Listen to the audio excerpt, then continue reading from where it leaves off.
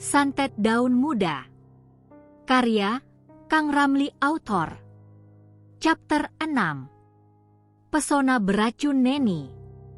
Malam demi malam, Yuda mulai dihantui mimpi yang sama. Ia selalu duduk di kursi dalam gelap. Di hadapannya ada meja biliar yang penuh oleh darah. Bola-bola di atas meja telah berubah menjadi mata manusia yang mengedip dan menangis pilu. Dari balik meja, muncul sesosok makhluk yang menyeramkan dan memanggil namanya dengan lirih. Yuda langsung terbangun, sekujur tubuhnya berkeringat. Lantai kamarnya tercium bau anyir dan di bawah bantalnya, selalu ada gumpalan rambut basah yang tak ia tahu dari mana datangnya. Ia mulai sadar, hidupnya tak sekadar sial, lebih tepatnya ia terkena serangan yang tak kasat mata. Pagi harinya Yuda langsung menemui seorang dukun tua yang sakti mandraguna. Dukun tua itu bernama Kisura. Rumahnya di ujung kampung Karanggintung. Rumah sang dukun terbuat dari bilik bambu, dengan dupa yang selalu menyala dan bau akar-akaran yang sangat menyengat. Kisura hanya menatap Yuda sebentar lalu tersenyum miring. Rasanya kamu ini bukan manusia biasa. Kamu telah membawa beban hidupmu. Dosa yang belum lunas dengan janjimu. Yuda tercekat saat mendengar ucapan dari sang dukun. Saya mau belajar, Ki. Saya mau kuat. Supaya gak diganggu terus oleh mereka. Kisura tertawa pendek. Belajar boleh saja. Tapi, belajar ilmu tanpa mencuci dosa, sama saja kamu menyiram mayat dengan parfum. Meski Kisura memberinya syarat dengan puasa mutih dan menjauhi dari maksiat, Yuda tak sanggup untuk menjalaninya. Hari pertama, Yuda patuh akan syarat dari dukun tersebut. Hari kedua, ia mulai bermain judi dan pasang angka togel. Hari ketiga, ia sudah mulai duduk lagi di warung remang bersama wanita malam dan segelas arak. Setiap kali Kisura menegur Yuda lewat mimpi, suara tua itu berkata, "Kalau kamu tidak bisa meninggalkan dunia gelap, maka cahaya pun akan pergi dari tubuhmu." Sampai suatu malam, usai Yuda bermain judi dan mabuk-mabukan, ia pulang ke rumah kontrakannya. Tubuhnya merasa kedinginan, padahal cuaca biasa saja. Lampu kamar padam sendiri dan di kaca cermin, ia melihat dirinya tersenyum sendiri, padahal ia tidak sedang tersenyum. "Siapa lo?" teriak Yuda ke pantulan cermin itu. Tapi bayangan itu justru menjawabnya. "Gue adalah lo. Lo yang sebenarnya yang akan dikubur oleh anakmu sendiri." Yuda jatuh terduduk. Air matanya keluar. Tapi mulutnya tertawa. Hahaha. Ia mulai merasa ada dua dirinya sekarang. Satu yang ingin tobat dan satu lagi yang ingin tenggelam lebih dalam. Yuda pun kembali ke Kisura untuk memberitahunya. Ia datang ke Kisura dengan tubuh kurus, matanya merah, lalu ia berkata, "Saya mau terusin belajarnya, Ki. Tapi jangan suruh saya berhenti main. Saya masih butuh hiburan walaupun sedikit," pinta Yuda kepada dukun tua itu. Kisura menghela napas panjang. "Kalau begitu, kamu akan belajar bukan untuk melindungi dirimu, tapi untuk bertahan lebih lama sampai waktu ajalmu tiba. Ilmu bisa diajarkan, tapi takdir tak bisa ditawar." Dan sejak hari itu, Yuda resmi menjadi murid Kisura, meskipun dalam hati, dosa-dosanya masih dipelihara seperti kekasih gelap yang tak ingin dilepas. Peringatan Kisura sudah berkali-kali keluar dari isi kepala Yuda, namun bagi Yuda, semua itu hanya seperti angin yang lewat saat ia sedang duduk di dalam klub malam dan tenggelam dalam dentuman musik dan aroma parfum murahan. Hidup itu harus dinikmati, bukan ditakuti, begitu kata Yuda sambil mengangkat gelas penuh dengan arak. Di tengah lampu kelap-kelip yang menggoda mata dan suara penyanyi bergaya genit di atas panggung, mata Yuda tertancap pada satu sosok.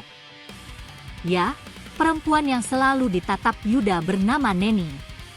Neni seorang pemandu lagu dengan rambut hitam sepunggung, bibir merah basah dan gerak tubuhnya menggoda.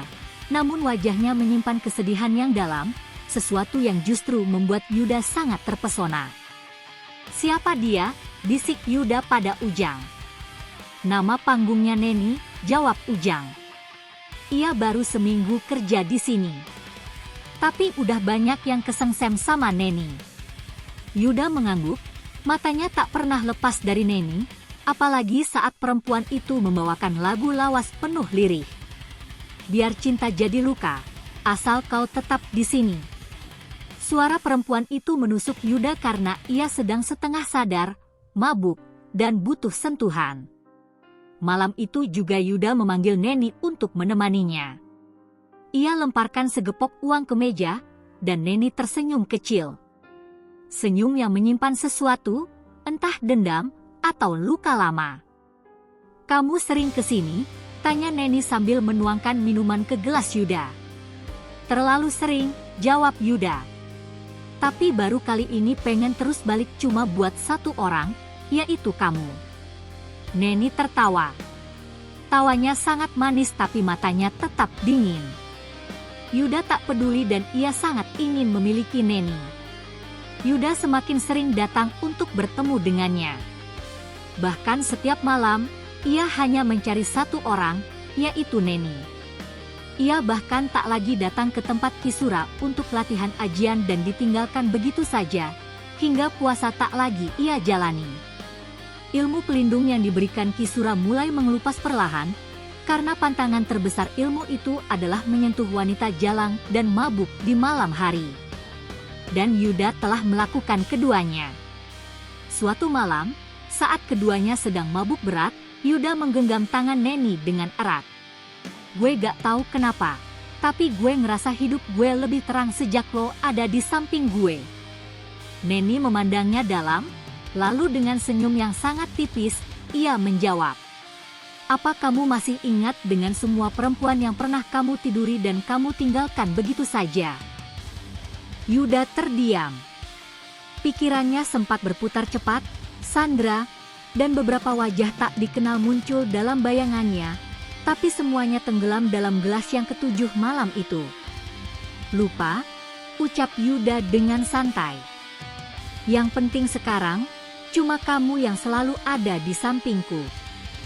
Neni tersenyum, tapi kali ini matanya berkaca-kaca. Dalam bisikan lirih, yang tak terdengar oleh Yuda, "Bagus. Terus lupakan. Biar lo tahu rasanya dibakar pelan-pelan." Yuda malam itu pulang sambil tertawa sendiri. Ia merasa seperti jatuh cinta lagi, tapi di belakangnya bayangan Neni berdiri di tengah jalan, wajahnya berubah pucat dan penuh retakan seperti topeng tanah liat tua yang terkelupas. Yuda sudah tak sadar, sudah berapa botol yang ia habiskan, mulai dari arak, bir, anggur lokal, bercampur dalam perutnya. Dunia di sekelilingnya seperti mengambang dalam kabut, wajah-wajah samar, tawa yang menggema, semuanya menjadi latar saat tangan dingin Neni menggamit lengannya. "Ayo," bisik Neni lembut di telinganya. "Ada kamar khusus buat kita berdua." Yuda hanya mengangguk. Langkahnya begitu berat, namun gairah yang membara dalam tubuhnya membuat ia tak bisa untuk menolak. Keduanya berjalan melewati lorong gelap di belakang ruang karaoke, menuju ke sebuah pintu tua tanpa nomor kamar. "Ini tempat rahasia," kata Neni sambil membuka pintu. "Tempat di mana semua dosa bisa dilepas, dan tubuh kita bicara jujur dengan sentuhan." Di dalam ruangan itu telah dipenuhi oleh lampu merah remang. Wangi dupa yang samar telah menyelinap dari pojok ruangan, dan tirai hitam menjuntai menutupi dinding. Tanpa basa-basi lagi, Yuda langsung menarik Neni ke dalam pelukannya. Tubuh mereka berdua telah melebur dalam irama hasrat yang liar di atas ranjang. Desahan demi desahan terdengar seperti nyanyian malam, sangat panas, dan terasa nikmat. Kedua tangan Neni meremat spray dan desahannya perlahan terdengar seperti tangisan. Tangisan yang berubah menjadi isak, lalu menjadi teriakan dalam bahasa yang tak dimengerti. Yuda membuka mata. "Neni," bisiknya.